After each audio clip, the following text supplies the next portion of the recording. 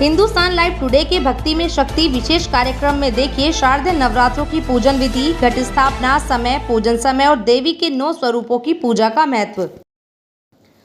रविवार को पितृपक्ष के तर्पण के उपरांत घरों में मां दुर्गा का आगमन हो गया है। मां दुर्गा अपने साथ वैभव, यश, खुशहाली लाती हैं। हिंदू मान्यता के अनुसार अमावस्या के दिन जहां पितृपक्ष अपना आशीर्वाद देकर धरती लोक से विदा होते हैं, तो दूसरी ओर घरों में मां दुर्गा का आगमन होता है। सभी श्रद्धालु बड़े ही भक्ति भाव से मां दुर्गा की प्रतिमा का उनके स्वरूप में विशेष आगमन करते हैं और पूरे 9 दिन पूरे भक्ति भाव विधि विधान से मां दुर्गा के 9 रूपों की पूजा अर्चना करते हैं। इस बार शारदीय नवरात्रे 26 सितंबर सोमवार से प्रारंभ होकर 5 अक्टूबर को संपन्न होंगे। नवरात्रि के पहले दिन शुभ मुहूर्त, सही समय और सही तरीके से घट स्थापना करनी चाहिए। पुराणों के अनुसार कलश को भगवान विष्णु का रूप माना गया है और कलश में सभी देवताओं का निवास होता है। इसलिए श्रद्धालु मां दुर्गा की पूजा के साथ कलश स्थापित कर कलश की भी पूजा करते हैं। घट स्थापना के लिए नवरात्रि के पहले दिन शुभ मुहूर्त, सही समय देखकर ही घट स्थापना करनी चाहिए। सर्वप्रथम पूजा स्थल पर मिट्टी की वेदी बनाकर या मिट्टी के बड़े पात्र में जौ या गेहूं बोए जाते हैं।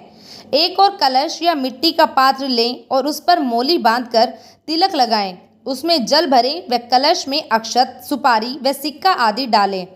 एक नारियल लें और उसे लाल कपड़े या लाल चुन्नी में लपेटकर रक्षा सूत्र बांधकर उसे कलश के ऊपर रखें। इस प्रकार कलश स्थापना की प्रक्रिया पूरी होती है। कलश पर स्वास्तिक का चिन्ह बनाकर दुर्गा जी और शालिग्राम को विराजित कर उनकी पूजा करें। इस कलश को 9 दिन तक मंदिर में ही रखें। शास्त्रों के अनुसार इस बार घट स्थापना का शुभ मुहूर्त 26 सितंबर सुबह 6:20 से लेकर 10:19 तक रहेगा। शारदीय नवरात्र के प्रथम दिन घट स्थापना के साथ मां शैलपुत्री की पूजा की जाती है। दूसरे दिन मां ब्रह्मचारिणी देवी, तीसरे दिन चंद्रघंटा देवी, चौथे दिन मां कुष्मांडा देवी, 5वें दिन स्कंद माता, 6ठे दिन कात्यायनी माता, 7वें दिन मां कालरात्रि, 8वें दिन मां दुर्गा के महागौरी रूप की पूजा अर्चना कर दुर्गा अष्टमी की पूजा की जाती है। 9वें दिन महानवमी का त्योहार मनाकर भगवान राम की पूजा अर्चना की जाती है। इसके साथ 10वें दिन दुर्गा विसर्जन कर शारदीय नवरात्रों का समापन किया जाता है। साथ ही विजयदशमी यानी दशहरे का पर्व हर्षोल्लास के साथ मनाया जाता है। शारदीय नवरात्रि में विभिन्न पूजन सामग्री, एक चौकी, लाल कपड़ा, तांबे का कलश, कुमकुम, पान के पत्ते, सुपारी, लौंग, कपूर, जौ, जटा वाला नारियल, जायफल, कलावा, मिश्री, आम के पत्ते, घी, दीपक, अगरबत्ती, माचिस, माता के लिए चुनरी, दुर्गा माँ का श्रृंगार का सामान, देवी प्रतिमा, फूल, फल, गंगाजल, मिष्ठान, सूखे मेवे व दुर्गा सप्तशती की किताब आदि का प्रयोग किया जाता है। नवरात्रि में जौ बोने का भी अपना ही एक अलग महत्व है। पौराणिक मान्यता के अनुसार कहा जाता है कि नवरात्रि में जौ बोने के पीछे का मुख्य कारण है जौ यानी अन्न को ब्रह्मा का स्वरूप माना गया है। अन्न ही हमें जीवन देते हैं और हमें उनका सम्मान करना चाहिए, इसलिए नवरात्रि में जौ अवश्य बोने चाहिए। आइए आपको माता के 9 रूपों का संक्षिप्त वर्णन कर उनकी महत्ता और उन्हें प्रसाद स्वरूप क्या चढ़ाना चाहिए इसके बारे में विस्तृत जानकारी देते हैं। शारदीय नवरात्रि का प्रथम दिन मां शैलपुत्री को समर्पित होता है। राज हिमालय के यहाँ पुत्री के रूप में उत्पन्न होने के कारण इनका नाम शैलपुत्री पड़ा। यही नव दुर्गा में प्रथम दुर्गा है। इनकी पूजा अर्चना शुरू करने से पहले कलश स्थापना की जाती है। इसके बाद भक्त दुर्गा सप्तशती में दिए गए निर्वाण मंत्र ओम ऐं ह्रीं क्लीं चामुंडाय विच्चे से शैलपुत्री की पूजा अर्चना करते हैं। मां शैलपुत्री को शुद्ध घी चढ़ाया जाता है।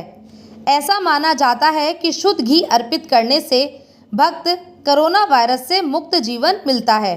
दूसरे दिन के दूसरे स्वरूप मां ब्रह्मचारिणी की पूजा अर्चना की जाती है।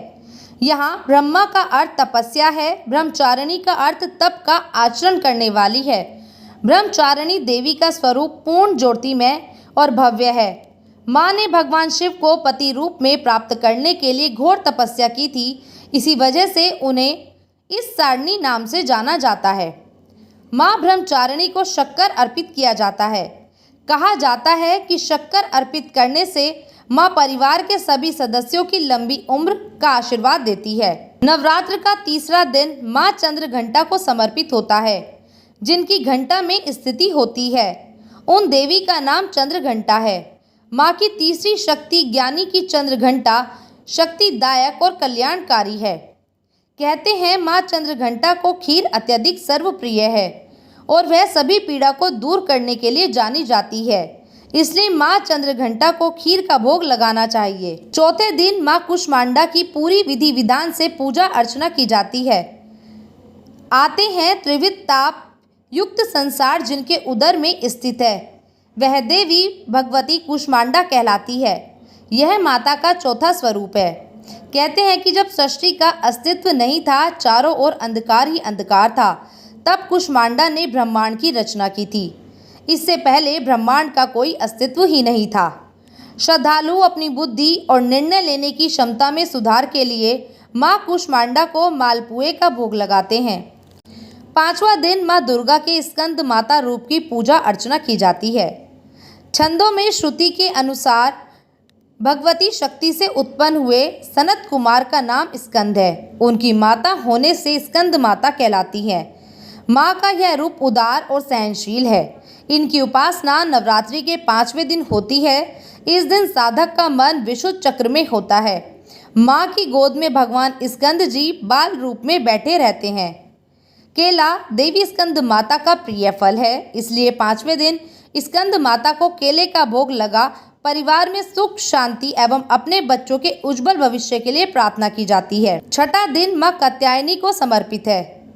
कहते हैं देवताओं का कार्य सिद्ध करने के लिए महर्षि कात्यायन के आश्रम पर प्रकट हुई और महर्षि ने अपनी कन्या माना, इसलिए मां के इस रूप को कात्यायनी नाम से पुकारा जाता है। भगवान कृष्ण को पति रूप में प्राप्त करने के लिए ब्रज की गोपियों ने इन्हीं की पूजा का नंदी यमुना के तट पर की थी। कात्यायनी मां को प्रसाद के रूप में शहद चढ़ाया जाता है। 7वें दिन मां कालरात्रि की पूजा की जाती है। मारने वाले काल का रात्रि में विनाश करने के कारण मां दुर्गा के इस रूप का नाम कालरात्रि पड़ा। 7वीं शक्ति कालरात्रि का शरीर घने अंधकार की तरह काला है। सिर के बाल बिखरे हैं, गले में बिजली की तरह चमकने वाली माला है। कहते हैं कि कष्टों बाधाओं से मुक्ति और खुशियां लाने के लिए देवी कालरात्रि को प्रसाद के रूप में गुड़ का भोग लगाया जाता है। शारदीय नवरात्रि का 8वां दिन मां महागौरी को समर्पित होता है। महागौरी ने कठोर तपस्या के माध्यम से महान गौरव प्राप्त किया था, इसलिए मां के इस रूप को महागौरी कहा जाता है। इनका वर्ण पूर्ण रूप से गौर है। इनके समस्त वस्त्र व आभूषण सभी श्वेत हैं। देवी महागौरी को प्रसाद के रूप में श्रद्धालुओं द्वारा नारियल चढ़ाया जाता है। 9वें दिन मां सिद्धिदात्री स्वरूप की पूजा की जाती है।